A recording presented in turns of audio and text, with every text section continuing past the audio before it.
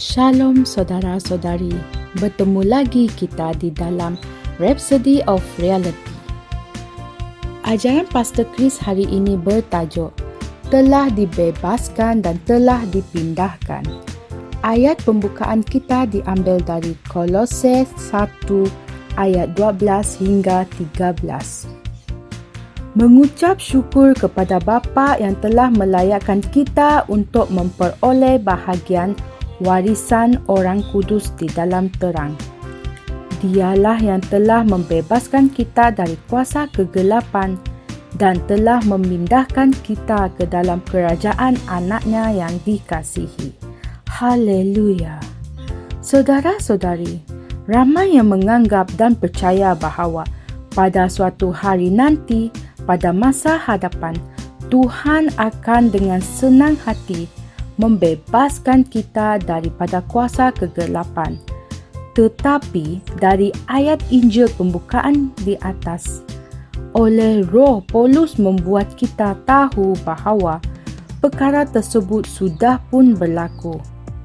Bapa tidak hanya melayakkan kita untuk memperoleh bahagian warisan orang kudus di dalam kerajaan terang, malah Dia juga telah membebaskan kita daripada kuasa kegelapan dan telah memindahkan kita ke dalam kerajaan anak-Nya yang dikasihi. Betapa mulianya berita ini. Haleluya. Perhatikan kata-kata yang digunakan. Semua kata-kata itu adalah pada masa yang lepas, yang telah membebaskan kita dari kuasa kegelapan dan telah memindahkan kita. Itulah sebabnya mereka yang menantikan pembebasan dari hari ke hari adalah suatu tindakan yang jahil. Ianya tidak konsisten dengan kebenaran Allah pada masa sekarang. Saudara-saudari, para umat Allah tidak memerlukan pembebasan daripada syaitan atau kuasa kegelapan.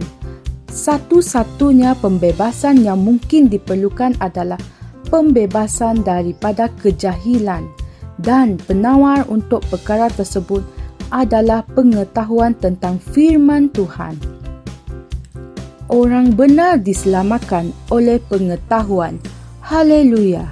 Amsal 11 ayat 9. Saudara-saudari, setelah dilahirkan semula, kamu tidak lagi berada di bawah kekuasaan atau penguasaan syaitan. Malah yang paling indahnya adalah Tuhan tidak hanya membebaskan atau mengeluarkan kamu untuk meninggalkan kamu. Dia membawa kamu keluar dari kegelapan untuk membawa kamu masuk ke dalam kerajaan terang itu. Setelah mengeluarkan kamu dari tempat kegelapan, dari kuasa kegelapan dan kerja-kerja kegelapan mereka, Dia telah memindahkan kamu ke dalam kerajaan anak-Nya yang dikasihi. Haleluya. Oleh itu, walaupun kamu berada di pekarangan yang sama atau tinggal di jalan atau bandar yang sama atau bekerja di tempat yang sama dengan seseorang yang belum dilahirkan semula, ia tidak berarti bahawa kamu berada di tempat yang sama. Kamu berada di dalam Kristus. Mereka pula berada di dunia ini, dalam kerajaan kegelapan, di bawah penguasaan syaitan. Di dalam Kristus Yesus, kamu telah dibangkitkan bersama dan didudukkan bersama dengan Kristus di syurga. Haleluya. Di situlah kamu berada sekarang. Sebuah tempat kemuliaan, kekuatan, penguasaan dan kekuasaan. Terpujilah Tuhan. Haleluya. Mari kita sama-sama membuat pengakuan.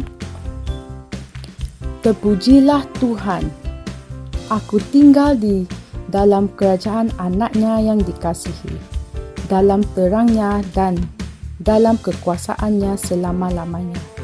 Aku ditakhtakan dengan Kristus di dalam kemuliaan, di mana aku mengerjakan kekuasaanku ke atas syaitan, memerintah dunia dan keadaan dengan kuasa Roh Kudus. Haleluya! Renungan tambahan hari ini diambil dari 2 Korintus 5 ayat 17, Efesius 2 ayat 6. Sekian perkongsian saya pada hari ini. Sampai kita bertemu pada hari yang lain. Kami percaya saudara-saudari semua telah diberkati dengan perkongsian firman dari Rhapsody Reality. Bagi sesiapa yang ingin menjadikan Yesus Kristus sebagai Tuhan dalam kehidupanmu, kamu boleh mengucapkan doa ini bersama dengan saya.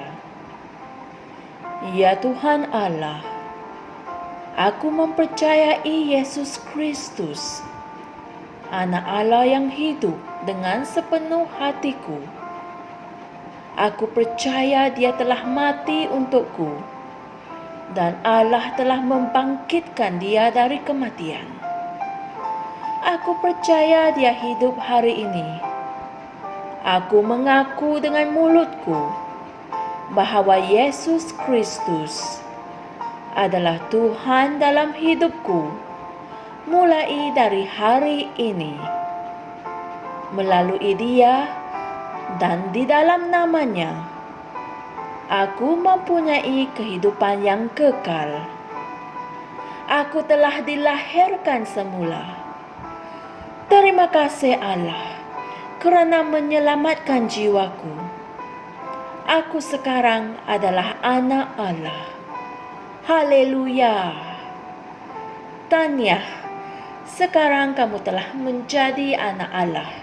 Untuk apa-apa sebarang pertanyaan atau untuk mendapatkan lebih banyak maklumat mengenai bagaimana untuk bertumbuh sebagai seorang Kristian, anda semua boleh hantar mesej di akaun Facebook kami atau email kami di tni.msia@gmail.com.